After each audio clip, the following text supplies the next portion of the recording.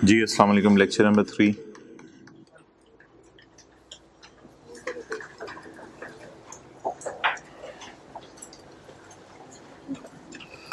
अच्छा, ये page number 1 पे आए। टैक्स ईयर की जो डेफिनेशन है, इसमें पॉइंट नंबर 6 और 7 में क्या फ़र्क है? 6 में ये है कि आपने एप्लीकेशन दी, वो सिरे से ही रिजेक्ट कर दी गई कमिश्नर की तरफ से, यानी आपको इजाज़त मिली नहीं, लेकिन रिजेक्शन से पहले वो रीजंस बताएगा।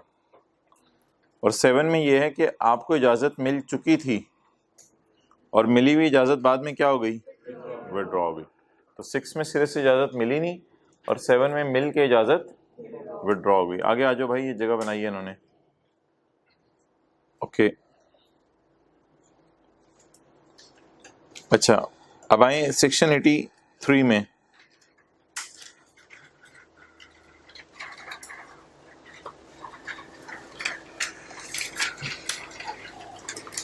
Resident company.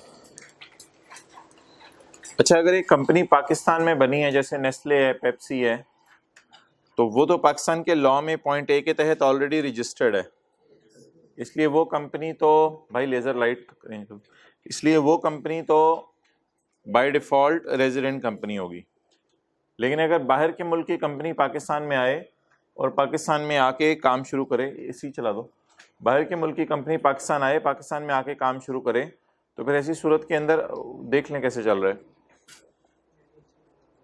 देख लिया आप लोगों ने? अच्छा, बाहर के मुल्क की कंपनी पाकिस्तान आए और पाकिस्तान अभी भी देख रहे हैं, पाकिस्तान आके ये देखे कि पाकिस्तान में मैं अपने आप को रजिस्टर करवा लूँ, और उसने अपने आप को पाकिस्तान में रजिस्टर करवा लिया, तो फिर वो ऑब्वियसली पाकिस्तान के लॉ में रजिस्टर्ड है, इसलिए वो रेजिडेंट कंपनी है। लेकिन अगर बाहर के मुल्क की कंपनी अपने आप को पॉइंट ए के तहत पाकिस्तान के लॉ में रजिस्टर ना करवाए, तो फिर ऐसी सूरत में आप उस पर पॉइंट बी लगा के देखेंगे उसका कंट्रोल एंड मैनेजमेंट कहाँ पे है। जहाँ उसका कंट्रोल एंड मैनेजमेंट होगा, उसके मुताबिक आप डिसीजन लेंगे।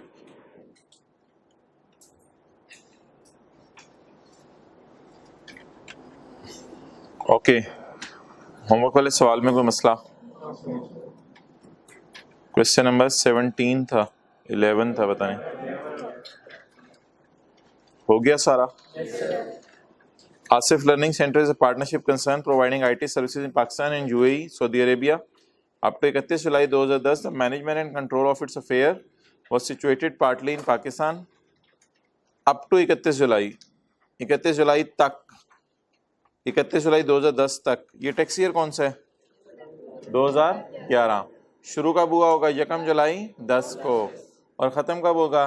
30/11 को। ये मिट क्यों रहे साथ साथ? ये देखिए जादू हो रहा है। However, with effect from 1 अगस्त 2010, 1 अगस्त 2010 से the entire management and control of affairs of the partnership was shifted to Dubai. तो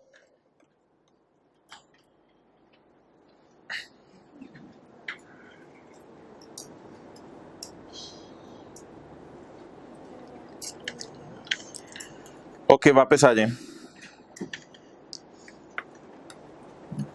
तो 1 जुलाई 2010 से लेके, भाई इधर लाओ ना, 1 जुलाई 2010 से लेके 30/11 का अरसा है। तो इसमें 1 अगस्त 2010 को सारा मैनेजमेंट एंड कंट्रोल कहाँ शिफ्ट हो गया? दुबई में। तो जुलाई में मैनेजमेंट एंड कंट्रोल कहाँ रहा? पाकिस्तान में। इसलिए ये कंपनी क्या समझी जाएगी? कंपनी नहीं, AOP। ये AOP है ना, AOP कंपनी नहीं। तो ये AOP रेजिडेंट AOP होगी, क्योंकि पार्टली बी कंट्रोल। अच्छा, सारे पार्टनर आए हैं या थोड़े से? उसने को बताया नहीं। Management control was situated partly in Pakistan, कुछ आए पार्टली पाकिस्तान में 1 महीना रहे, तो इसलिए कंपनी क्या AOP क्या समझ जाएगी? बोले रेजिडेंट। ओके, अच्छा आगे आ जाए। अच्छा, ये ना कल एक डेफिनेशन हमने की थी पर्सन की, तो ये ज़रा मैंने थोड़ी सी ज़्यादा इसको एक्सप्लेन किया चीज़ को, तो इसमें अगर आपने कोई चीज़ कल नोट नहीं की थी तो वो देख लें। पर्सन इंडिविजुअल भी है, AOP भी है और कंपनी भी है। ये तो कल इतना सा आपको बताया था, लेकिन ये कुछ ज्यादा तफसील अब मैंने नोट की हुई है, ये अगर आप नोट करना चाहें। आगे इंडिविजुअल क्या हो सकता है? AOP, company, resident. ये यहां ये वाली तफसील आपने शायद नोट नहीं की थी। और अगली बात, रेजिडेंट कंपनी में फॉल क्या करती है? प्रोविंशियल गवर्नमेंट और लोकल गवर्नमेंट। रेजिडेंट कंपनी में कौन फॉल करता है? प्रोविंशियल गवर्नमेंट और, हाँ, पर्सन में फेडरल गवर्नमेंट भी एक पर्सन है, ये अगर आप नोट करना चाहें। फेडरल गवर्नमेंट भी एक पर्सन है, लेकिन ये कंपनी नहीं है। तो पर्सन अब आप 4 कह सकते हैं, इंडिविजुअल, एओपी, कंपनी और फेडरल गवर्नमेंट। और फेडरल गवर्नमेंट कौन सा पर्सन होगा? Resident person, non resident person? Resident person. भाई ये बैग उठाएं, इस रो में एक जगह बनवाएं, ये इस रो में बैग पड़ा हुआ है और अगली उस रो में भी एक भाई आ जाए, टाइम पे आया करें और ये सेकंड लास्ट और थर्ड लास्ट रो में भी एक दफा जगह बना दें एक बंदे की, सेकंड लास्ट और थर्ड लास्ट रो में।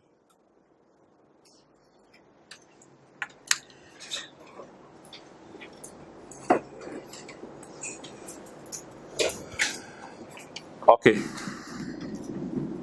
Next.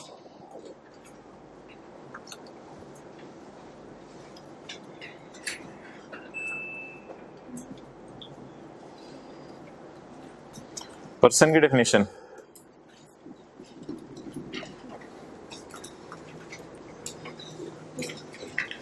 the following shall be treated as persons under income tax ordinance. Those are एक, namely an individual, a company or an AOP। तीसरा सफा नोट्स का, इनकॉर्पोरेटेड, फॉर्म्ड और एस्टेब्लिश्ड इन पाकिस्तान और ये elsewhere कौन सा मुल्क है? अच्छा, कहीं भी, तो या पाकिस्तान में रजिस्टर्ड हो या बाहर के किसी भी मुल्क में रजिस्टर्ड हो। अच्छा, ये रेजिडेंट पर्सन की बात हो रही है या फिर सिर्फ पर्सन की? इसलिए उसने क्या लिखा? कंपनी इनकॉर्पोरेटेड इन पाकिस्तान और पाकिस्तान में बनी हो या बाहर के मुल्क के लॉ के तहत बनी हो। कहते हैं मुझे इससे कोई फर्क नहीं पड़ता, मेरी नजर में वो पर्सन है। हाँ, उस पर्सन में से रेजिडेंट पर्सन कौन है वो कल हमने पढ़ लिया था, लेकिन पर्सन में जो कंपनी को इसने रखा है, तो कंपनी चाहे पाकिस्तान में इनकॉर्पोरेट हुई हो चाहे पाकिस्तान से बाहर, उससे कोई फर्क नहीं पड़ता। Okay, next point C, federal government. तो मैंने आपको बता दिया है ना, ये फेडरल गवर्नमेंट इंडिविजुअल है, ना कंपनी है, ना एओपी है, ये अलग पर्सन है एक। और फॉरेन गवर्नमेंट भी एक पर्सन है, फॉरेन गवर्नमेंट भी एक पर्सन है। ये अगर आप एक और ऐसे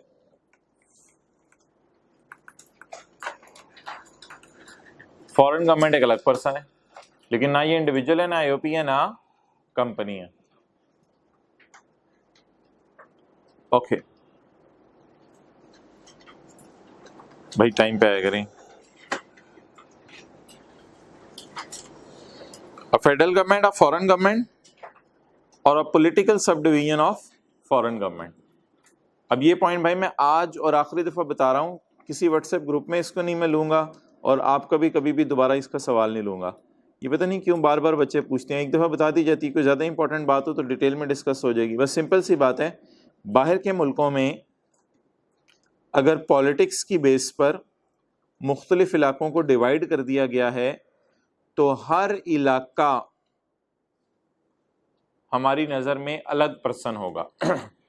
पाकिस्तान में पॉलिटिक्स की बेस पे किसी इलाके को डिवाइड नहीं किया गया, लेकिन बाहर के मुल्कों में पॉलिटिकल पार्टीज की बेस पे कहें कि मशरिक का इलाका फ़लाँ पॉलिटिकल पार्टी का है, मगरिब का इलाका फ़लाँ पॉलिटिकल पार्टी का है, तो मुल्क का मशरिकी हिस्सा जो है अलग पर्सन समझा जाएगा, मुल्क का मगरबी हिस्सा अलग पर्सन समझा जाएगा। बस इससे ज़्यादा इसमें कोई बात करने की ज़रूरत नहीं।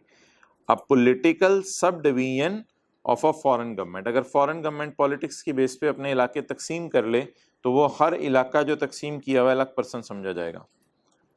अब पब्लिक इंटरनेशनल ऑर्गेनाइजेशन ये तो कई हो सकती हैं, जैसे यूनिसेफ है या वर्ल्ड हेल्थ ऑर्गेनाइजेशन है, कोई भी हो सकते हैं, IMF हो सकता है। तो पब्लिक इंटरनेशनल ऑर्गेनाइजेशंस ये सारे हमारे लॉ की नज़र में पर्सन हैं।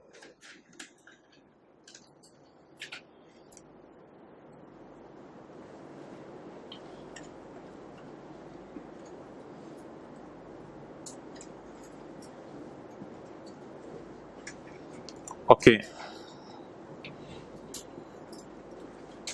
कंपनी, कल हमने रेजिडेंट और नॉन रेजिडेंट कंपनी को पढ़ा था, आज हम पढ़ेंगे कंपनी को।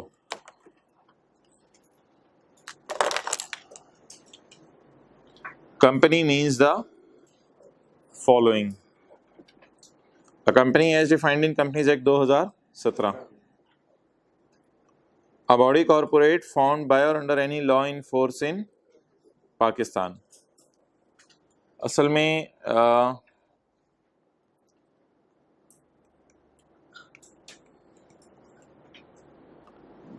अच्छा, इसमें पुराना लॉ था कंपनीज ऑर्डिनेंस 1984, उससे पहले भी एक लॉ था,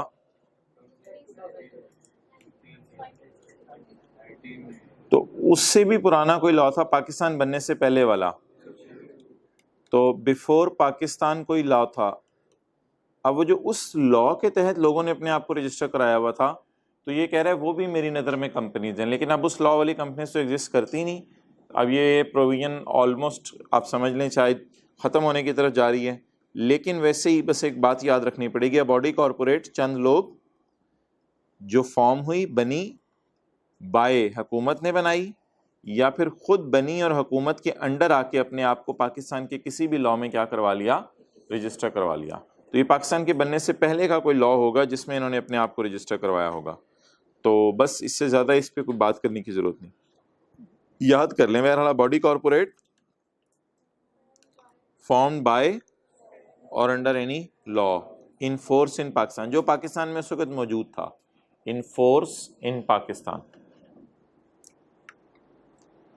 मुदारबा की लकीरी डेफिनेशन हमारे सिलेबस में नहीं है, वरना मैं इसको भी आपको एक्सप्लेन कर देता। बहरहाल मुदारबा में ये होता है एक बंदा अपना पैसा डालता है, दूसरा बंदा अपनी सर्विसेज डालता है और फिर कारोबार होता है। बस इससे ज़्यादा जानना ज़रूरी नहीं। Point D, a body incorporated, चंद लोग मिले किसी कानून के तहत of a country outside Pakistan, Pakistan से बाहर के कानून के तहत चंद लोग आपस में मिले और बाहर के कंपनीज के लॉ के तहत इनकॉर्पोरेट करा लिया। मिसाल के तौर पे चाइना के अंदर होगा कंपनीज एक्ट 2002, हो सकता है चाइना में कंपनीज एक्ट 2002 हो। इसी तरह बांग्लादेश के अंदर कंपनीज एक्ट 1986 हो।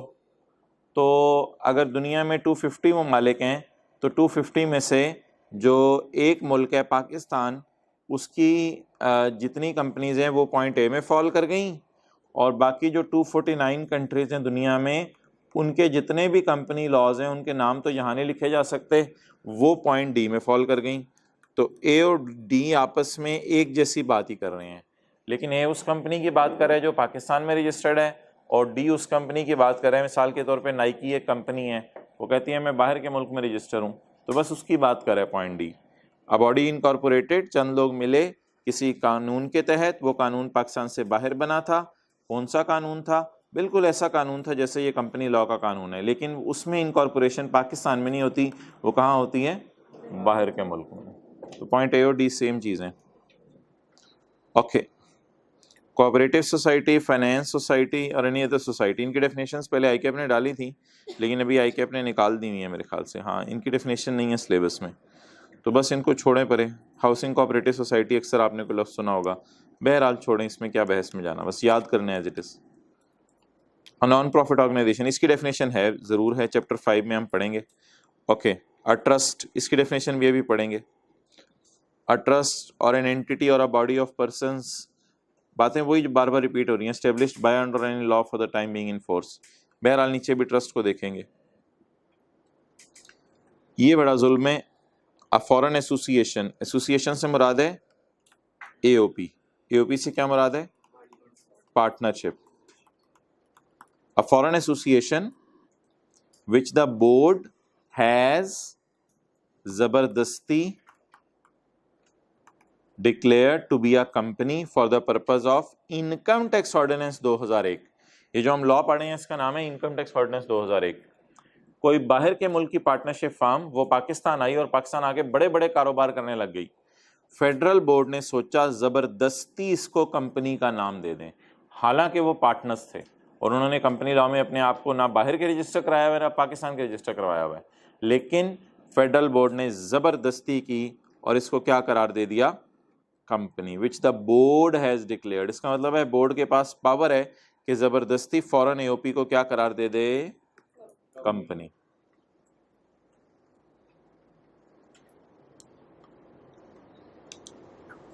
ओके, ये बात कल भी हो चुकी है कि कंपनी की डेफिनेशन में प्रोविंशियल गवर्नमेंट भी है और लोकल गवर्नमेंट भी है, और बल्कि कल ये बात हुई थी कि ये दोनों रेजिडेंट कंपनीज हैं। ये दोनों क्या हैं? रेजिडेंट कंपनी के डेफिनेशन में फॉल करती है। इसका मतलब है अगर बाहर के किसी मुल्क की प्रोविंशियल गवर्नमेंट होगी तो वो भी रेजिडेंट कंपनी नहीं होगी, वो क्या होगी? Non resident. लेकिन पाकिस्तान के मुल्क की प्रोविंशियल गवर्नमेंट क्या होगी? रेजिडेंट। तो ये प्रोविंशियल गवर्नमेंट इन पाकिस्तान और लोकल गवर्नमेंट इन पाकिस्तान ये रेजिडेंट कंपनी है। और आ स्मॉल कंपनी, स्मॉल कंपनी की डेफिनेशन भी आ रही है नीचे, हाँ ये आ रही है। ओके, नजर मार लें जरा दोबारा, चीजों को इस तरह पढ़ लें जरा इधर ही याद हो जाए। एक तो कंपनी लॉ के तहत जो रजिस्टर्ड है वो भी क्या है? कंपनी। दूसरा, पाकिस्तान बनने से पहले अगर कोई कानून था इन फोर्स इन पाकिस्तान जो उस वक्त मौजूद था, उसके तहत अपने आप को आपने रजिस्टर करवा लिया। मुदारबा आ गया। इनकॉर्पोरेशन ऑफ कंपनीज के लिए जो लॉ बनाया हुआ है किस मुल्क में? किसी बाहर के मुल्क ने, ये आ गया इसमें। और कोऑपरेटिव फाइनेंस सोसाइटी तो वैसे ही आसान लफ्ज़ है, याद हो गया। नॉन प्रॉफिट ऑर्गेनाइजेशन लफ्ज़ याद हो गया, ट्रस्ट का लफ्ज़ याद हो गया। आगे इंग्लिश ऑलमोस्ट वही है जो ऊपर लिखी हुई है। और फॉरेन एसोसिएशन जिसको बोर्ड ज़बरदस्ती क्या करार दे दे? Company. Provincial government, local government और स्मॉल कंपनी। ज़रा दोबारा जल्दी से बता दें। कंपनीज एक्ट वाली होगी नंबर 1, ज़बानी सोचें। नंबर 2 बॉडी कॉरपोरेट हो गया। नंबर 3 मुदारबा हो गया। नंबर 4 पाकिस्तान से बाहर के लॉ के अंदर अपने आप को रजिस्टर कराया। कोऑपरेटिव और फाइनेंस सोसाइटी हो गया। नॉन प्रॉफिट ऑर्गेनाइजेशन हो गया और ट्रस्ट हो गया। और फॉरेन एओपी जिसको बोर्ड ज़बरदस्ती क्या करार दे दे? Company. Provincial government, local government और स्मॉल कंपनी, ये कंपनी की डेफिनेशन होगी।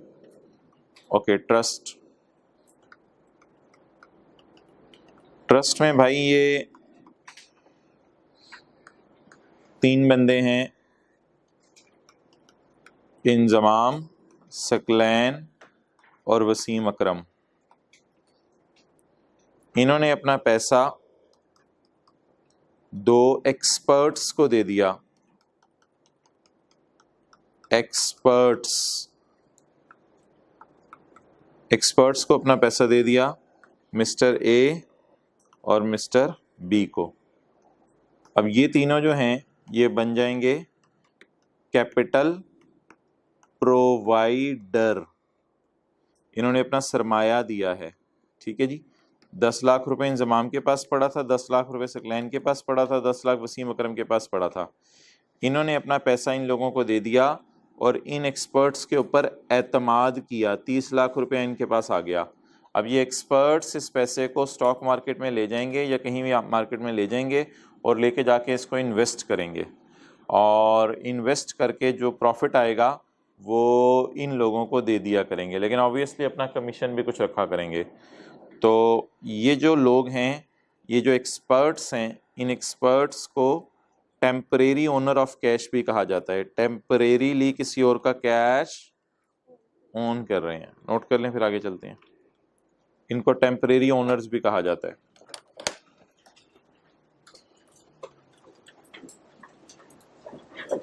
तो ये जो राइट वाले 3 लोग हैं इन्होंने लेफ्ट वाले 3 लोगों पे एतमाद किया है।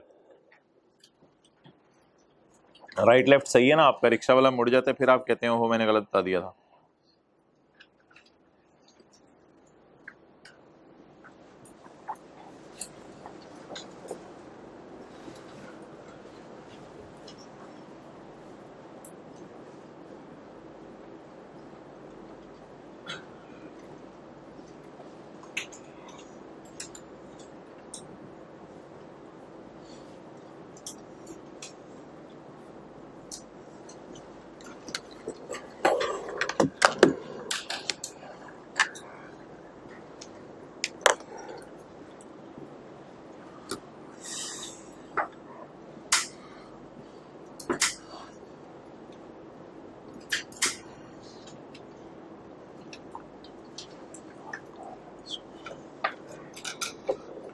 Okay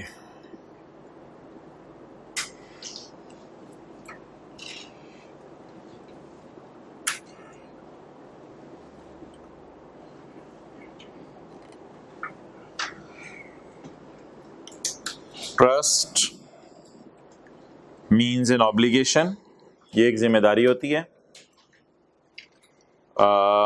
attach to the ownership of property, जिसमें आपको कैश की ओनरशिप दे दी जाती है। ये अराइज होती है कॉन्फिडेंस देने से। उन तीन लोगों ने दो को कॉन्फिडेंस दिया है, arise out of confidence given to, तीन लोगों ने दो को कॉन्फिडेंस दिया है, and accepted by the temporary owner, और टेम्परेरी ओनर ने उनको एक्सेप्ट किया, रियल ओनर वही थे, वो जो तीन लोग थे, एक्सेप्टेड बाय टेम्परेरी ओनर। तो कॉन्फिडेंस दिया जाता है उन तीन लोगों की वजह से, और ये दो लोग इस कॉन्फिडेंस को एक्सेप्ट कर लेते हैं, हाँ हाँ हम तुम्हारा पैसा संभाल के रखेंगे। इससे क्या होता है, for the benefit of an other, other से मुराद तीन लोग हैं, अदर से मुराद तीन लोग हैं वो जिन्होंने पैसा डाला है, जिन्हें मैंने कैपिटल प्रोवाइडर कहा है।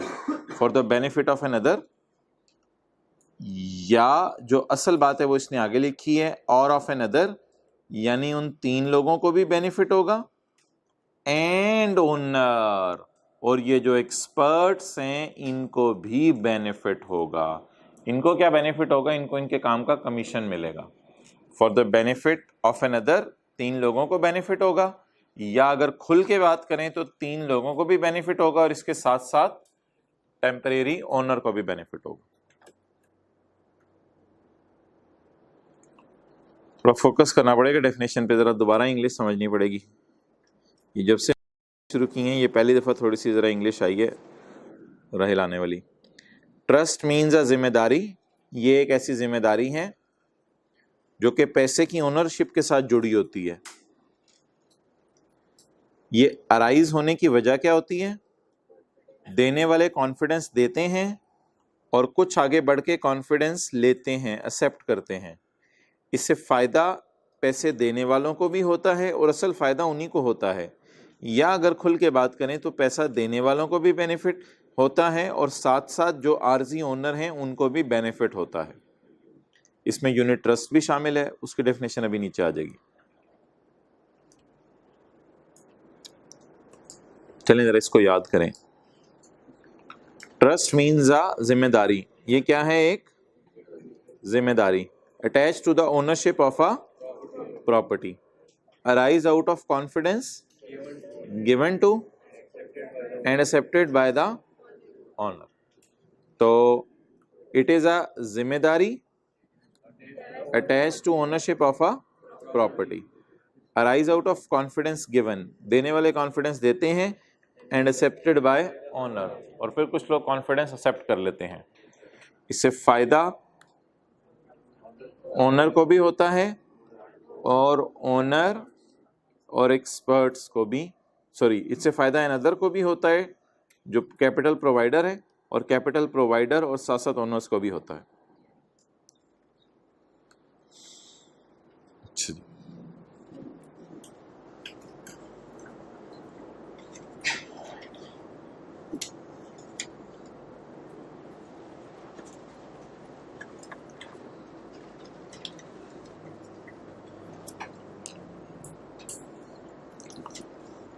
ओके,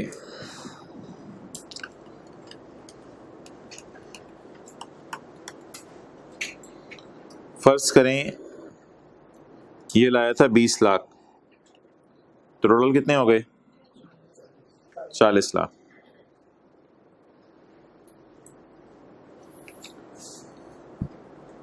चिड़ियाघर में 5 लोग गए एक फैमिली के, तो उनको 50 रुपए की 5 टिकट्स मिलेंगी। 50 रुपए की 5 टिकट्स, एक टिकट 10 रुपए की। इसी तरह इधर होता है, जो 10 लाख लाता है उसको 1 लाख टिकट्स मिल जाती हैं। एक टिकट 10 रुपए की होती है, तो फिर 1 लाख टिकट्स का मतलब ये पैसे कितने लाया? 10 लाख। इसको भी 1 लाख टिकट्स मिल जाएंगी। इसको कितनी टिकट्स मिलेंगी? 2 लाख टिकट्स मिल जाएंगी। इन टिकट्स को कहा जाता है यूनिट्स। शेयर्स भी कहा जाता है, बिल्कुल सही कह रहे हो, लेकिन यहाँ यूनिट ट्रस्ट के मामले में इसको यूनिट्स कहा जाता है। तो इनको यूनिट्स मिल जाएंगे। फिर जो जितने ज़्यादा यूनिट लाया होगा उसका कैपिटल भी ज़्यादा होगा, यानी उसने सरमाया भी ज़्यादा डाला होगा, और उसको एंड पे प्रॉफिट भी ज़्यादा मिलेगा। तो इससे क्या हो जाता है, इन लोगों को तसल्ली हो जाती है कि हमारा पैसा एक्सपर्ट्स के हाथों में है, और एक्सपर्ट्स ने एविडेंस के तौर पे हमें एक सफ़ा दे दिया है जो इस बात का सबूत है कि हमारा पैसा इनके पास पड़ा हुआ है। तो ये एक्सपर्ट्स ही टिकट्स बनाते हैं, यूनिट्स तकसीम करते हैं। एक्सपर्ट्स पैसा लेके एक्सपर्ट्स यूनिट्स तकसीम करते हैं। लाख यूनिट्स एक को दे दिए, लाख एक को, लाख एक को। ये बिल्कुल टिकट की तरह होता है, जिस तरह जो है वो चिड़ियाघर की टिकट मिलती है। तो इंजमाम अब 10 लाख रुपया देगा और अपने घर 1 लाख टिकट्स लेके चला जाएगा। ये इस बात का सबूत होगा कि 1 लाख ज़रब 10 रुपये, 10 लाख रुपए इसने डाले हुए हैं। It is unit trust.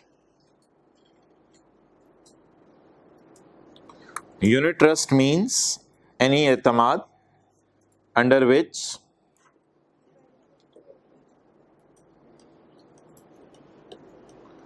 Beneficial interest से मुराद अमाउंट है, पैसे हैं, क्योंकि आपका जो बेनिफिट है वो पैसों का है, आपने अपने पैसे डाले हुए हैं। बेनिफिशियल इंटरेस्ट ज़रा मुश्किल लफ्ज़ है, इससे मुराद वो अमाउंट है, मनी है जो आपने पैसे डाले हुए हैं। Unit trust is any trust under which the पैसे आर डिवाइडेड इनटू यूनिट्स। पैसों को किस में डिवाइड कर दिया जाता है? सो डैट द हक ऑफ द बेनिफिशरी। बेनिफिशरी से मुराद यहाँ 3 लोग हैं इस वक्त, एक्सपर्ट्स नहीं, ओरिजिनल ओनर, टेम्परेरी ओनर नहीं। So that the rights of beneficiaries, 3 लोगों का जो हक है, टू इनकम, साल के आखिर में जो प्रॉफिट आएगा, या टू कैपिटल, वो जो उन्होंने 10-10 लाख 20 लाख डाला है। टू इनकम और कैपिटल। कैपिटल वो सरमाया होता है जो आप डालें, प्रॉफिट वो होता है जो साल के एंड पे आता है।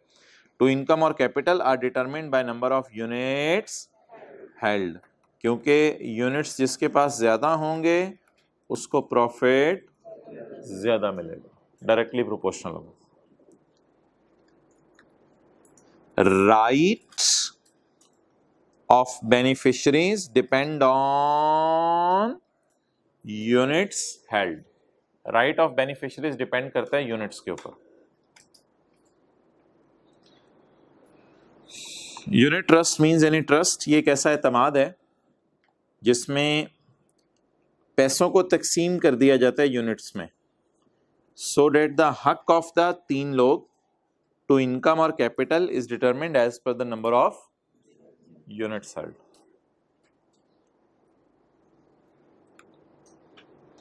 अच्छा, ये पहली दफ़ा आप देखने लगे हैं जी रेट ऑफ टैक्सेस। कंपनीज के लिए टैक्स रेट है, 2022 का हमारा साल चल रहा है,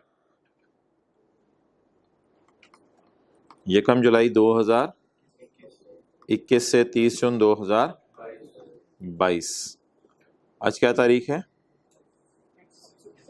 6 अक्टूबर। ऑनलाइन में तो ये 8 अक्टूबर को अपलोड होगा लेक्चर, 6 अक्टूबर। तो 6 अक्टूबर आज तारीख है, तो 29% रेट है जी कंपनीज का 2022 में। तो 6 अक्टूबर 2021 की तारीख है ना, इसलिए मैं कह रहा हूँ हम टैक्स ईयर 2022 में बैठे हैं। Okay, where the taxpayer is a छोटी सी company, the rate of tax shall be as defined in the following table. 2022 के लिए इसका रेट 21% है छोटी कंपनीज के लिए, और 23, 24, 25, 26, 27 में इसका रेट कितने परसेंट हो जाएगा? 20%। अब स्मॉल कंपनी है क्या? स्मॉल कंपनी है क्या? जिसका कैपिटल 50 मिलियन से कम हो, जिसके एम्प्लॉयज 250 से कम हो और जिसकी सेल 250 मिलियन से कम हो। जिसका कैपिटल किससे कम हो? बस इधर ही याद कर लिया करें चीजें। कैपिटल किससे कम हो? एम्प्लॉयज किससे कम हो? नहीं 250 मिलियन नहीं, 250 मिलियन पूरी दुनिया को नौकरी पे रखना है। 250 मिलियन। एम्प्लॉयज किससे कम हो? 250 से। और सेल किससे कम हो? 250 मिलियन से। Okay. Small company means a company registered on और आफ्टर यकम जुलाई 5। ये उसने इसलिए लिखा कि ये कॉन्सेप्ट यकम जुलाई 5 में आया था, उससे पहले ये कॉन्सेप्ट लॉ में था ही नहीं। ये कानून असल में इनकम टैक्स ऑर्डिनेंस जो हमारा है ये 2001 में आया था। ITO 2001 2001 में आया था। लेकिन ये जो स्मॉल कंपनी का तस्वुर है ये बड़ी लेट आया था, यकम जुलाई 5 में पहली दफ़ा आया था। Small company means a company registered on और आफ्टर यकम जुलाई 5 under the companies act 2017 which has paid up capital plus undistributed reserves. Undistributed reserves होते हैं प्रॉफिट्स। अनडिस्ट्रीब्यूटेड रिजर्व्स होते हैं प्रॉफिट्स, यानी कैपिटल और वो प्रॉफिट जो अभी तक लोगों में ड्राइंग करके घर लेके नहीं गए। इंट्रो आपने पढ़ी हुई है, प्रॉफिट्स अगर ड्रॉ हो जाएं तो वो तो घर चले गए। अनडिस्ट्रीब्यूटेड प्रॉफिट्स का क्या मतलब है? जो अभी तक ड्रॉ नहीं हुए, अभी तक घर नहीं गए, यानी बिजनेस ने कमा लिए हैं और बिजनेस में ही पड़े हैं या ओनर घर लेके चले गए हैं। तो अनडिस्ट्रीब्यूटेड रिजर्व से मुराद है अनडिस्ट्रीब्यूटेड प्रॉफिट्स। तो कैपिटल प्लस प्रॉफिट मिला के कितना हो? 50 मिलियन से कम, नॉट एक्सीडिंग 50। 50 से बड़े ना, 50 हो सकता है, 50 हो सकता है, याद रखिएगा, नॉट एक्सीडिंग 50, 50 से बड़े ना। अगर 50 भी है तो ये स्मॉल कंपनी है। एम्प्लॉइज 250 भी हैं तो ये स्मॉल कंपनी है। At any time during the year, साल में एंड पे नहीं, अगर एंड पे लिखा होता फिर और मतलब होता है। Any time during the year, पूरे साल एक दिन भी आपके एम्प्लॉय 250 से बढ़ने चाहिए। कई दफ़ा ऐसा होता है लोग 260 एम्प्लॉयज़ रख लेते हैं और फिर साल के एंड पे जो है वो 12 एम्प्लॉयज़ निकाल देते हैं नौकरी से, तो वो भी स्मॉल कंपनी नहीं होगी, क्योंकि साल के दौरान तो एम्प्लॉयज़ 250 से बढ़ गए ना। और साल की सेल आपकी, टर्नओवर से क्या मुराद है? सेल आपकी 250 मिलियन से ज़्यादा ना हो, 250 मिलियन हो सकती है सेल, तो आप क्या समझे जाएंगे? Small company. Point 4 is not formed by throwing up or rejoining of a business already in existence। तो जब ये कॉन्सेप्ट आया था 2000 यकम जुलाई 2005 को, तो कुछ लोगों ने गड़बड़ करने की कोशिश की थी। उनकी पुरानी फैक्ट्री थी, पुरानी फैक्ट्री में थे 400 एम्प्लॉयज़। तो फैक्ट्री के एक पोर्शन के अंदर जो है वो बनते थे जूते और दूसरे पोर्शन के अंदर बनते थे लेदर बैग्स। तो इन्होंने क्या किया? इन्होंने कंपनी को तोड़ के 2 हिस्से कर दिए, 200 एम्प्लॉयज़ इधर भेज दिए, 200 एम्प्लॉयज़ इधर भेज दिए और कहा कि हम भी क्या हैं? Small company. तो लॉ मेकर ने कहा ये तुम लोगों ने गड़बड़ की है, ये पाकिस्तानी वाला काम किया तुमने। इज नॉट, नहीं आप तो अच्छे लोग हैं। इज नॉट फाउंड बाय तोड़िंग अप और या रीजोड़िंग of a business already in. तो इन्होंने नए नामों से कंपनी जाके रजिस्टर करवा ली थी, हालांकि काम वही था, फैक्ट्रियाँ वही थी, बंदे वही थे, सब कुछ वही था, लेकिन बेनिफिट लेने के लिए बड़ी बड़ी कंपनीज को तोड़ के छोटी छोटी कंपनीज में तकसीम कर दिया था। तो ऐसे लोगों को ये बेनिफिट नहीं मिलेगा। इज नॉट फाउंड बाय तोड़िंग अप और रीजोड़िंग of a business already in existence. Already in existence से क्या मुराद है? यकम जुलाई 5 से पहले का वो बिजनेस है, उसको आप तोड़ के जो है वो ये नया बिजनेस नहीं शुरू कर सकते, फिर आप स्मॉल कंपनी नहीं है। स्मॉल कंपनी फ्रेश बननी चाहिए, बिल्कुल ताज़ा खस्ता क्रिस्पी, नाश्ता भी नहीं किया होता ऊपर से ऐसी बातें। Point 5 is not a small and, वो स्मॉल एंड मीडियम एंटरप्राइज नहीं होनी चाहिए भाई। स्मॉल एंड मीडियम एंटरप्राइज की डेफिनेशन हम पढ़ेंगे, इसकी डेफिनेशन पेंडिंग है। स्मॉल एंड मीडियम एंटरप्राइज कोई और चीज़ है, उसकी डेफिनेशन हम पढ़ेंगे। ओके, एसोसिएशन ऑफ पर्संस, अभी कुछ न्यूमेरिकल पोर्शन शुरू करते हैं, बस काफ़ी हो गया आज। एसोसिएशन ऑफ पर्संस, ये कंपनी की डेफिनेशन हो गई। ये देखें ना, इंडिविजुअल की डेफिनेशन तो है कोई नहीं, आपके साथ वाला इंडिविजुअल बैठा है, इससे बड़ी और क्या इंडिविजुअल की मिसाल हो सकती है? जिंदा जीती जागती मिसाल आपके साथ देखें, इंडिविजुअल बैठा हुआ है, इंडिविजुअल की क्या मैं आपको मिसाल दूं? कंपनी की हो गई डेफिनेशन, एओपी की पढ़ लें। एओपी। ये आप देख रहे होंगे डेफिनेशन से डेफिनेशंस निकल रही हैं। पर्सन में कंपनी और एओपी था तो कंपनी एओपी की डेफिनेशन आ गई। कंपनी में ट्रस्ट था तो ट्रस्ट की डेफिनेशन आ गई। तो ये तो नेवर एंडिंग स्टोरी है, जिसमें से जो मर्जी डेफिनेशन निकाल लो। AOP, AOP includes the following. A firm, firm क्या होती है? फर्म, फर्म अगला सफा फर्म। फर्म मीन्स द रिश्ता, रिश्ता मौलवी साहब को बुलाना पड़ेगा। Firm means the between the बंदे who have agreed to share the. भाई ये इस एसी में से भी ना आवाज चेक कर लीजिएगा, इसमें से भी आवाज आती है कभी कभी। हाँ जी, जैसे उसकी आ रही थी, अभी नहीं आ रही। फर्म मीन्स द रिश्ता बिटवीन द बंदे who have agreed to spend life together, नहीं to share the profits of a business. कई दफा सारे पार्टनर आके बैठ जाते हैं, वेले होते हैं। कई दफा सारे पार्टनर घर बैठे होते हैं, उनमें से एक दो आके बैठ जाते हैं बिजनेस में। कैरिड ऑन बाय और any of them acting for all, फिर वो सब के आके लिए आके हरकतें एक ही बंदा कर रहा होता है। और any one of them acting for all, it is called as firm कहते हैं, फर्म कहते हैं। आज हैं पेज 3 पे। बारिश कहते हैं, बारिश कहते हैं। अच्छा, AOP includes the following. AOP में क्या शामिल है? आ भाई ये तो बहुत ही पुराना कॉन्सेप्ट हो गया, हिंदू अनडिवाइडेड फैमिली।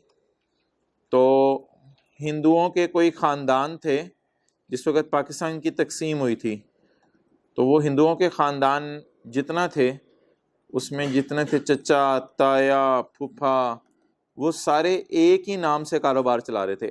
अनडिवाइडेड, हम मर जाएंगे अलग नहीं होंगे। हिंदू अनडिवाइडेड फैमिली, तो अगर पूरा खानदान एक ही कारोबार चला रहा हो और खानदान अभी डिवाइड ना हुआ हो, यानी खून इनका अभी लाल ही था, सफ़ेद नहीं हुआ था, तो ये अनडिवाइडेड थे। तो फिर ऐसी सूरत के अंदर अगर लाल खून वाली फैमिली आपको मिल जाए तो इसका मतलब है ये एक ही नाम से कारोबार चला रहे हैं, तो इनको भी क्या कहा जाएगा? पार्टनरशिप। बहरहाल अब तो शायद ऐसी फैमिलीज मिलना बहुत ही रेयर हो। ओके,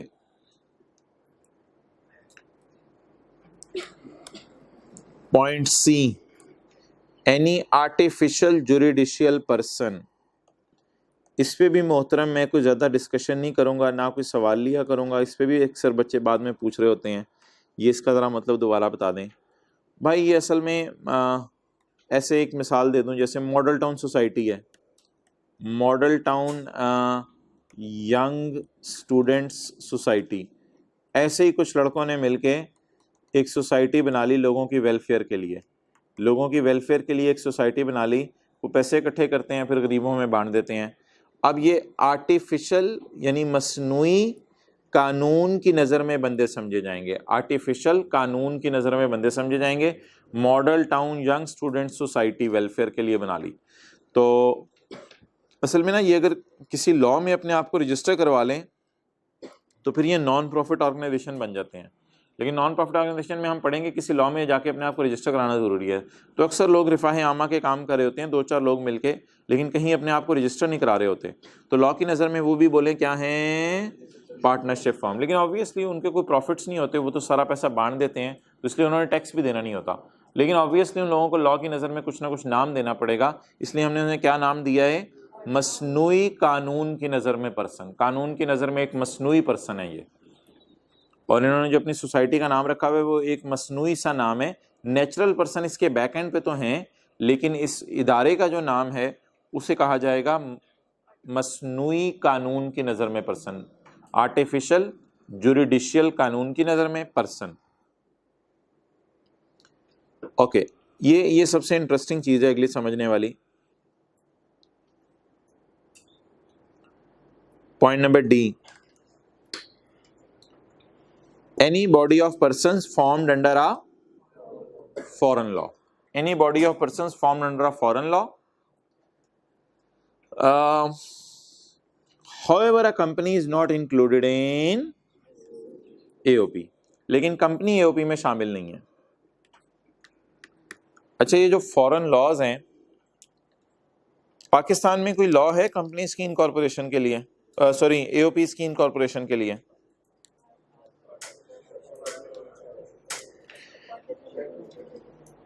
पार्टनरशिप एक्ट जो है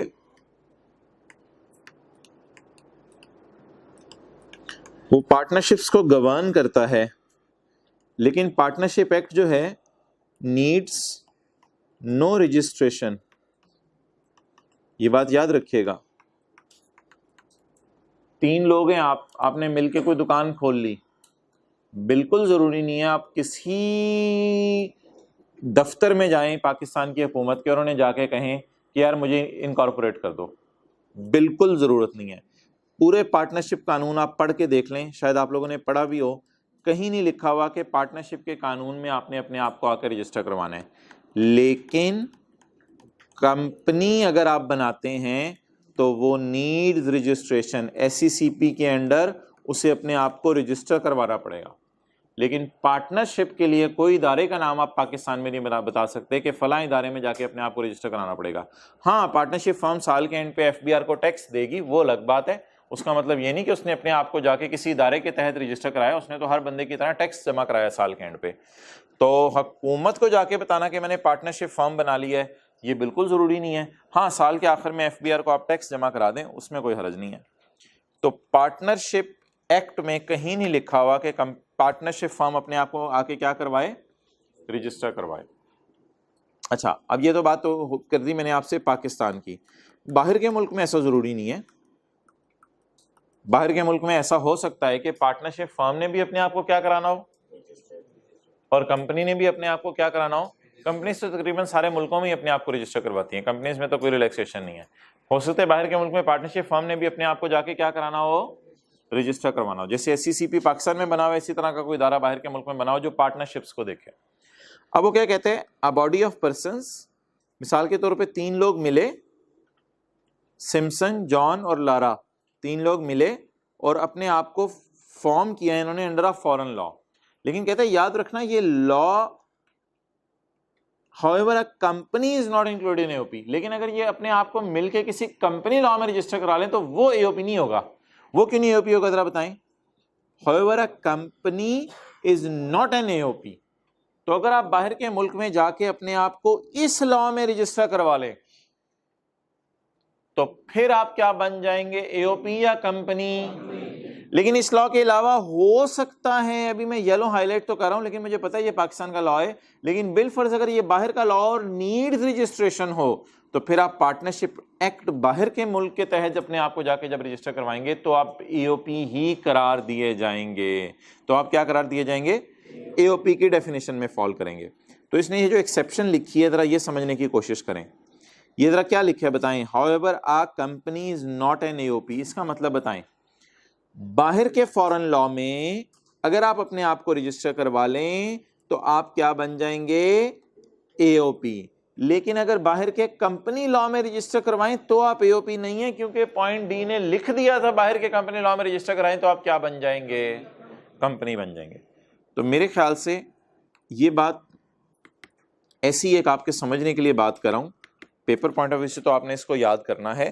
ये जो हाउएवर के आगे वाली बात है ये इतनी इंपॉर्टेंट नहीं है, ये तो ऑब्वियस सी बात है कि अगर चंद लोग मिलकर अपने आप को कंपनी लॉ में रजिस्टर करा लें तो उन्हें क्या कहा जाएगा, AOP या कंपनी, कंपनी कहा जाएगा। तो ये जो बात है ये कोई खास इतनी इंपॉर्टेंट बात नहीं है कि however a company is not an AOP, ये तो ऑब्वियस सी बात है।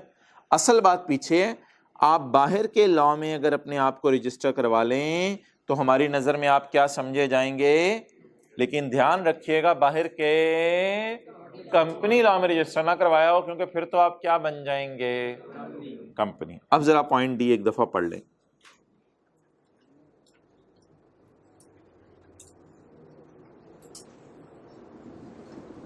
इससे कंपनीज ऊपर वाले पॉइंट डी में ऑलरेडी कवर्ड है, वो जो ऊपर वाला एक पॉइंट डी भी आ रहा था, ये वाला पॉइंट डी, कंपनीज ऊपर वाले पॉइंट डी में ऑलरेडी कवर्ड है बाहर की कंपनीज। तो बाहर की कंपनीज अगर आप कंपनी लॉ में रजिस्टर करवा रहे हैं तो कंपनी है, और अगर बाहर पार्टनरशिप लॉ में रजिस्टर करवा रहे हैं तो आप क्या हैं, एओपी।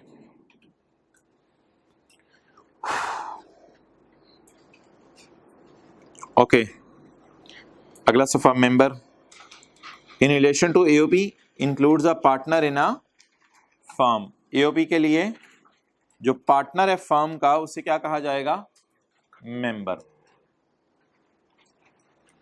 चलें जी, अब न्यूमेरिकल पोर्शन शुरू करते हैं।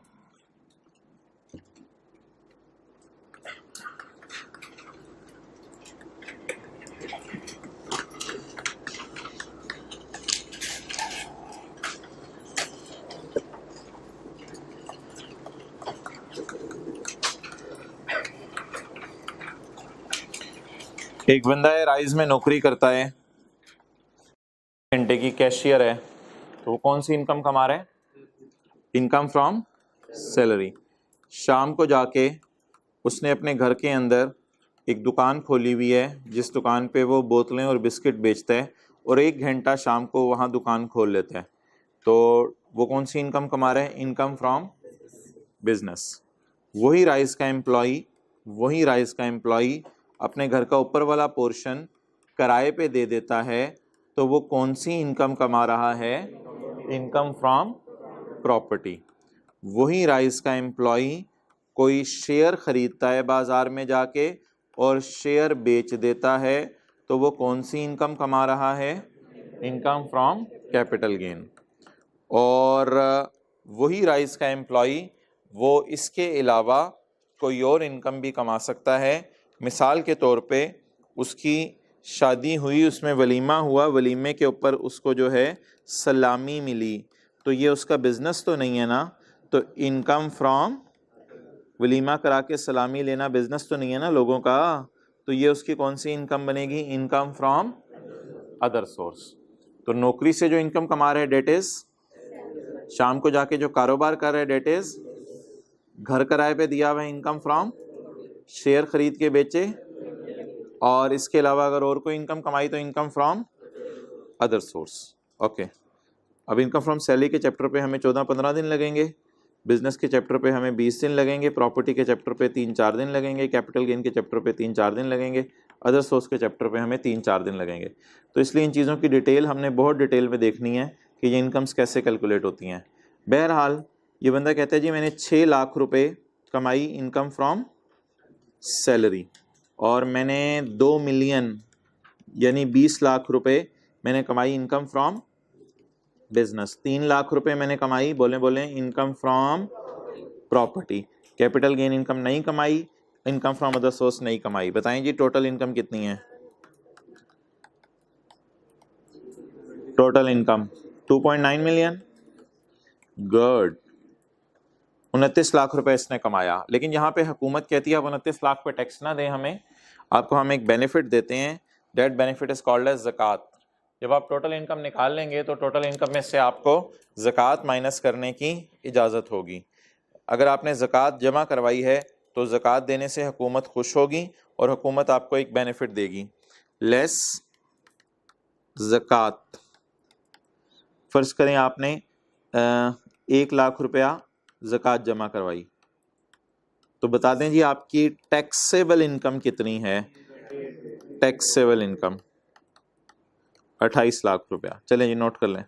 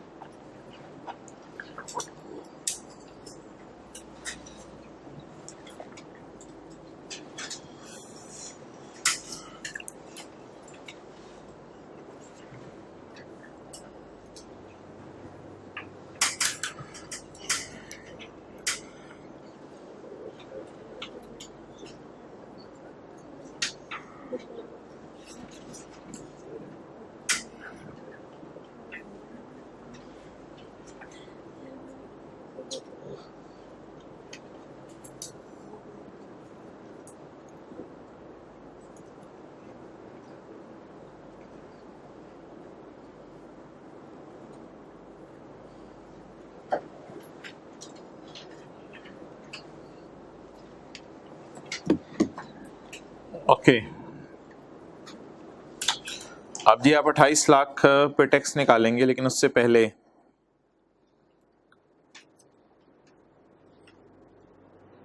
ये जो 4 हैं, 5 हैं, ये जो 5 हैं इनको क्या कहा जाता है? Heads of income. क्या? Heads of income. और इनके टोटल को टोटल इनकम क्या कहा जाता है? Total income. इनके टोटल को क्या कहा जाता है? Total income. इसमें से क्या माइनस की जाती है? ज़कात। साथ वाले का चेहरा जरा ऊपर रखें, चिन्ह से पकड़ के इधर देखता रहे वो। ज़कात का एक भयानक नाम है, वो जरा सुन लें, डिडक्टेबल अलाउंस। क्या नाम है? Deductible allowance. बड़ा मुश्किल सा नाम है ज़कात का, ऐसे लोगों को परेशान करने के लिए कि लॉ उनको उक्का ही समझ ना आए।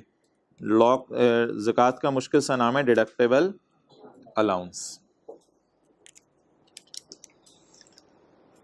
और टोटल इनकम में से जब आप ज़कात माइनस करेंगे, what you will get?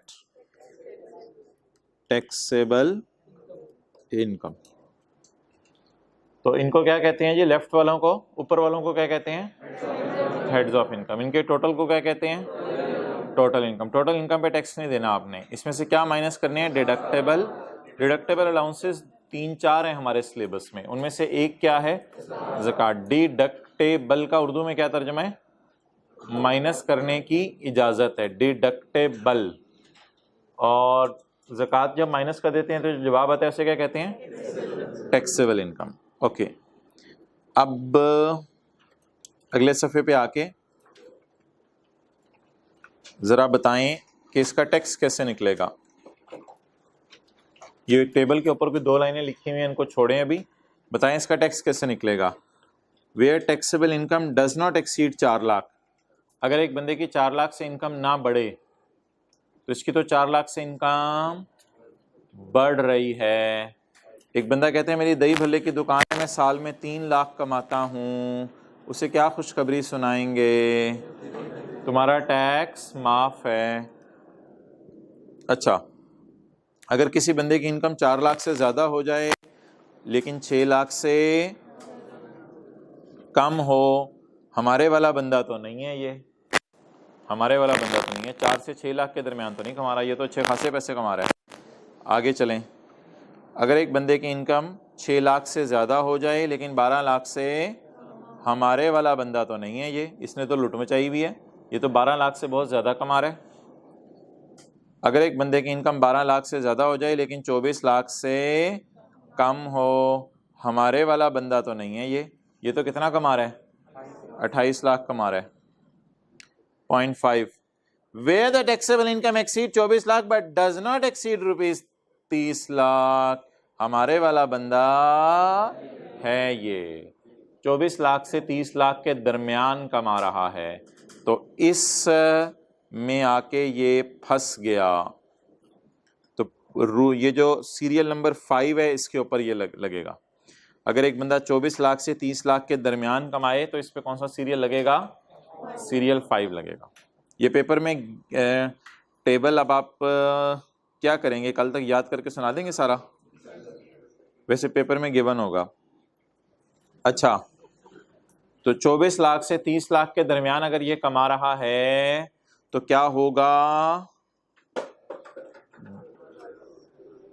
2.5 lakh तो देना ही देना है, बोलें, plus 20% of amount exceeding 24 lakh. ये जरा समझाने की कोशिश करें, इसका क्या मतलब है लाइन का? Plus 20% of amount exceeding 24 lakh.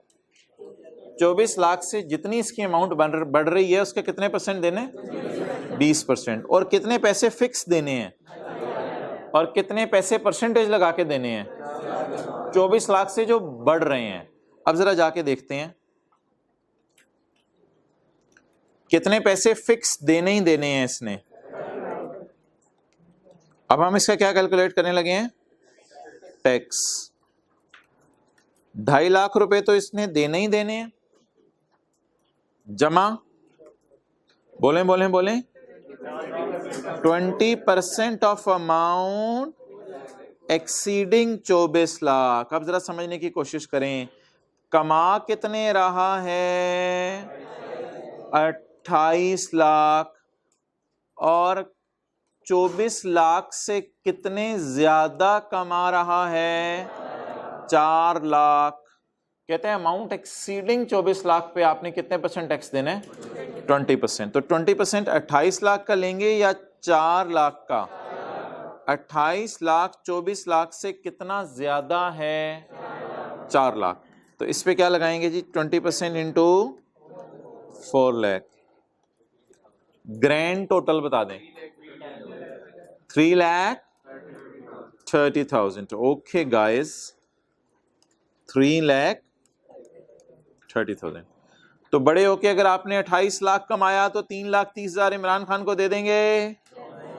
पता नहीं उस वक्त कौन होगा। अच्छा, बड़े होके 28 लाख कमाया तो 28 लाख में से 3 लाख नहीं देंगे, 25 लाख घर ले जाइएगा। नहीं, फिर उठो जाओ, क्यों पढ़ रहे हो? पास करने के लिए। तो पढ़ क्यों रहे हो फिर? पास करने के लिए। मैं कह रहा हूँ 28 में से 3,30,000 दे दोगे? हाँ दे देंगे, ये बात करो ना, वो कहता हूँ ये बात ऐसे ही बात बढ़ा रहे थे, वो दे देंगे, बस बात खत्म। कुछ 28 लाख पे तो 3 लाख ज्यादा नहीं है, ज्यादा 28 लाख पे 3 लाख ज्यादा है।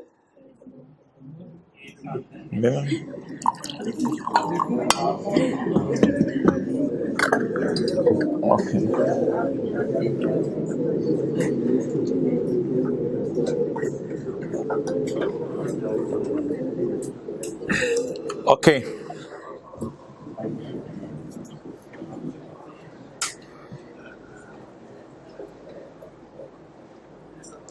चलिए जी, पेज नंबर 4 पे थे हम।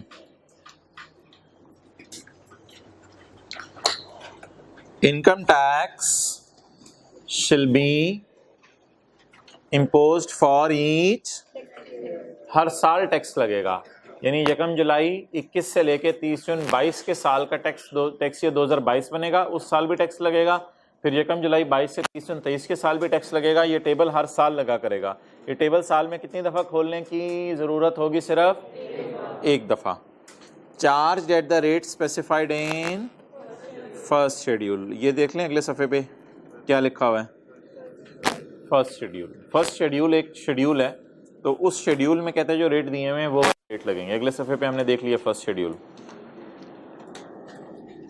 Charge on every individual, every AOP, every company. लेकिन ये इंडिविजुअल्स और एओपीज के रेट हैं, कंपनीज के रेट हम ऊपर पढ़ आए हैं। वैसे कंपनीज हमारे सिलेबस में नहीं है न्यूमेरिकल्स उनके, ये इंडिविजुअल्स के रेट हमने पढ़े हैं अगले सफ़े पे, और एओपीज के रेट पढ़े हैं। Charged on every person who has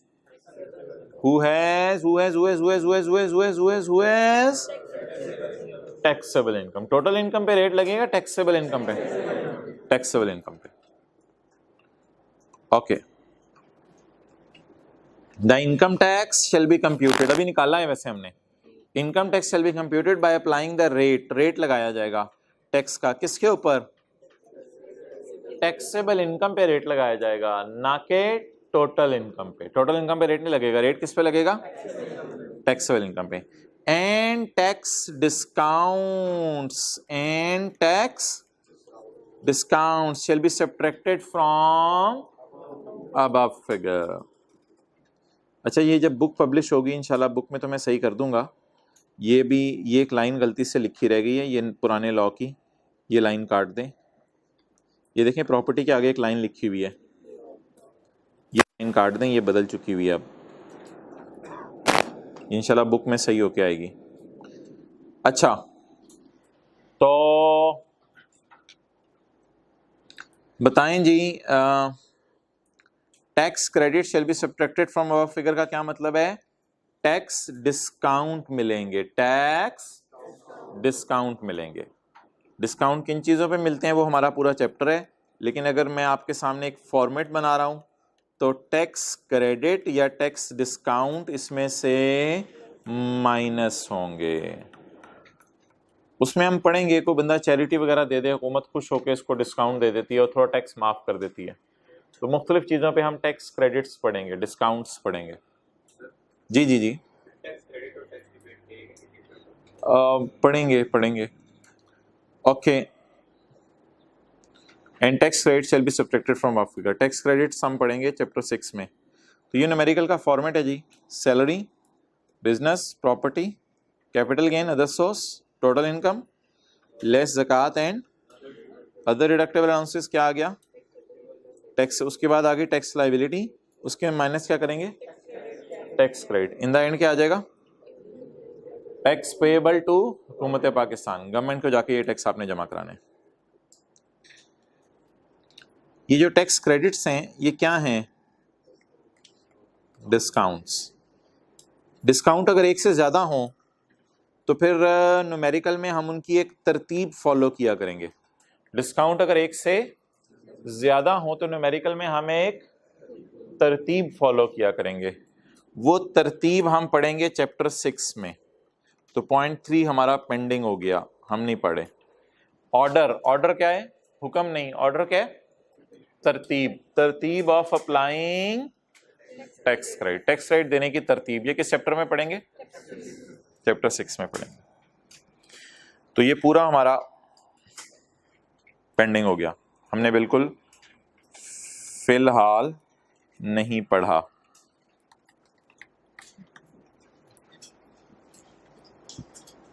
अच्छा चलें आ जाए टेबल की जान लें अगले सफ़े पे। अच्छा जी, 0 से 4 लाख वाले ने कितना टैक्स जमा कराना है? 0%। 4 लाख से 6 लाख वाले ने कितने परसेंट?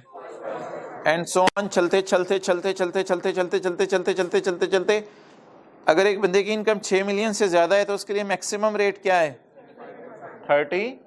हालांकि कंपनीज के लिए जो रेट था वो सिर्फ 29% था, लेकिन इंडिविजुअल्स और पार्टनरशिप्स अगर अन्य ही पैसे कमा रहे हों तो ऐसी सूरत में रेट शूट अप करते करते कहाँ तक पहुँच गया इनका?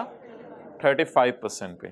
तो ये मैक्सिमम रेट है, ये मैक्सिमम रेट है हमारे लॉ के अंदर जो आखिरी वाले सीरियल के अंदर आ रहा है। अच्छा, ये लाइन क्या लिखी हुई है जी पॉइंट 1 में? Subject two clause 2। कहते पहले क्लॉज 2 को पढ़ के आओ, ये तो अगले सफ़े पे है, अभी हमने नहीं पढ़नी। कहते सब्जेक्ट टू क्लॉज 2, यानी पहले क्लॉज 2 पढ़ के आओ। ये इसका उर्दू तर्जुमा अगर आप लिखना चाहें, सब्जेक्ट टू क्लॉज 2, पहले क्लॉज 2 पढ़ के आओ।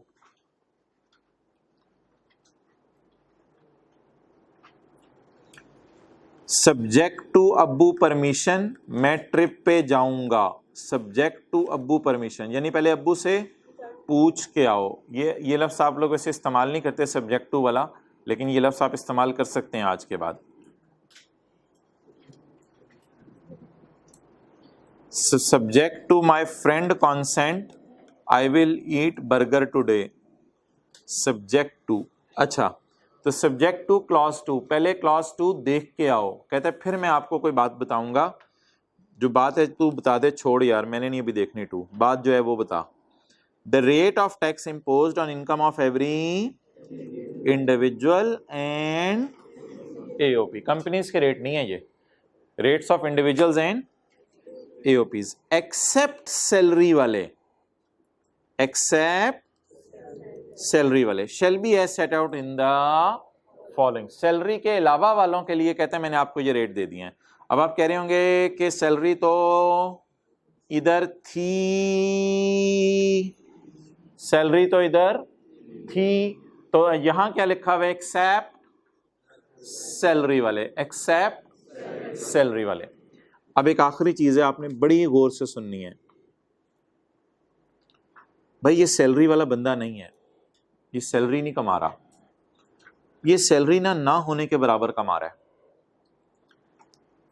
अब अगर एक बंदा सैलरी बहुत ज्यादा कमा रहा हो ना, तो कल मैं आपको बताऊंगा उसके लिए ना अगले सफ़े वाला टेबल है, और ये बड़ा रिलैक्सिंग टेबल है, इतना लंबा टेबल है, इसके अंदर बड़े छोटे छोटे रेट हैं, 15%, 17.5%, 20, 22.5। सैलरी वालों को हुकूमत बड़ा प्रोटोकॉल दे के रखती है, बेचारे नौकरी कर रहे हैं, इनसे ज़्यादा टैक्स ना लो।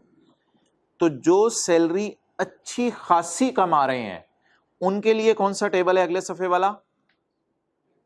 टेबल 2। जो सैलरी कम कमा रहे हैं उनके लिए कौन सा टेबल है?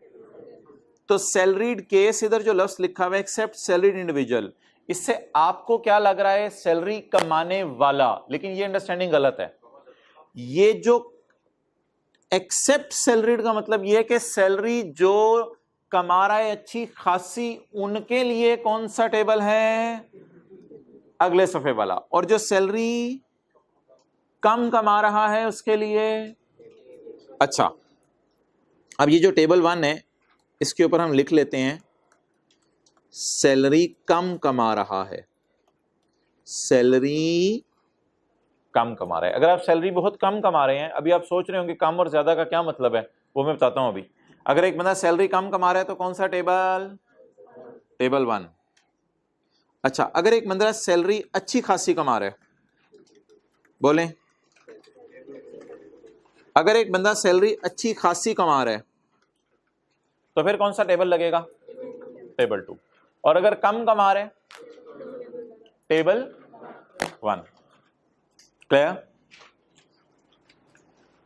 ये कैसे डिसाइड होगा कि सैलरी अच्छी खासी कमा रहा है या कम कमा रहा है? उसके लिए माजरत एक छोटी सी चीज आपको यहां पे हाईलाइट करवा देता हूं। लॉ का एक रूल है 75%। ये लेकिन लाइन नहीं पढ़नी आपने। ये मैं किस पेज पे हूं? पेज नंबर 6 पे, पेज नंबर 6 के ऊपर हूं। तो एक छोटी सी चीज हाईलाइट कराता हूं, 75%। अब जरा आपने हिम्मत नहीं हारनी, कैलकुलेटर हाथों में पकड़ना है और मुझे बताना है कि ये सैलरी अच्छी खासी कमा रहा है या कम कमा रहा है। आपने काम किया करना है पेपर में, ये काम आपने किया करना है हर सवाल में। मैंने सवाल करने से पहले करवाया नहीं था, काम मुझे करवाना चाहिए था। आपने ये काम हर सवाल में टेक्स्ट निकालने से पहले किया करना है। वो काम आपने क्या किया करना है? कैलकुलेटर पे किया करना है, पेपर में शो नहीं करना। लेकिन मैं कुछ दिन कैलकुलेटर पे करने की बजाय यहाँ पे शो भी करूंगा आपको, लेकिन आपने पेपर में शो नहीं करना। आपने ये फिगर पकड़ा करनी है, इस पे लगाया करना है एक फैक्टर, डेट इज 75%। ये लॉ में एक फिक्स परसेंटेज दी हुई है, डेट इज 75%। ये आपने एक फैक्टर लगाया करना है किसके ऊपर? सिर्फ किसके ऊपर? किसके ऊपर? टैक्सेबल इनकम के ऊपर। किसके ऊपर बोलें? टैक्सेबल इनकम के ऊपर आपने एक फैक्टर लगाया करना है। कितने परसेंट का? जरा बताएं, 28 लाख का 75%, 21 लाख एग्जैक्ट आ गया। अच्छा, अब ये जो मैं ग्रीन से हाईलाइट कर रहा हूं, ये जरा देखिएगा, इन दोनों को मैंने हाईलाइट कर दिया। अब जरा इन दोनों को कंपैरिजन करें तो सैलरी 21 लाख से कम है, इसका मतलब है ये सैलरी अच्छी खासी नहीं कमा रहा। क्या ऐसा हो सकता है कि यहां 21 लाख आए और यहां 23 लाख आ जाए? किसी बंदे के साथ दुनिया में ऐसा हो सकता है? हो सकता है ना, होने में क्या हर्ज है? होता है वो और कोई इनकम कमा ही ना रहा हो। तो क्या ऐसा हो सकता है कल किसी सवाल में यहां 21 लाख आए और यहां पे 22 लाख आ जाए? Is it possible? लेकिन फिलहाल आज क्या हो रहा है, किसको किससे कंपेयर करके डिसीजन लेना है? टैक्सेबल इनकम का 75%। कैलकुलेटर पे लेना है, पेपर में यहां लगा के शो नहीं करना, कैलकुलेटर पे लेना है सिर्फ। टैक्सेबल इनकम का 75% लेना है। जो जवाब आ जाएगा उसको हाईलाइट कर लेना है, सैलरी को हाईलाइट कर लेना है, और दोनों में ऐसे नजर मारनी है। नजर मार के क्या देखना है, या सैलरी कम होगी या, अब सैलरी इधर क्या आई? कम। जब ये कम आ गई तो ये जरा फिक्रा पड़े, अब हमने कहां लिखा हुआ है? सैलरी अगर कम आ रही है तो बोले बोले बोले कौन सा टेबल लग रहा है? 1। और अगर ये अच्छी खासी सैलरी कमा रहा होता तो ये कम ना आता, ये ज्यादा आता। तो ये जरूर लिख लें आप लोग साथ वाले से। आज मैं कहता हूं हाईलाइटर भी ले ही लें। ये वाली फिगर हाईलाइट करें, 21 लाख और 6 लाख हाईलाइट करें। इन दोनों फिगर्स को हाईलाइट करें, आज दे देगा वो, एक दिन के लिए दे ही देता है बंदा। तो क्या 21 लाख को हाईलाइट करें और 6 लाख को हाईलाइट करें, और 6 लाख के साथ क्या लिखें? कम। तो किसका 75% लिया करना है? और सिर्फ कंपेयर किससे किया करना है? सैलरी से। ठीक है, ओवर।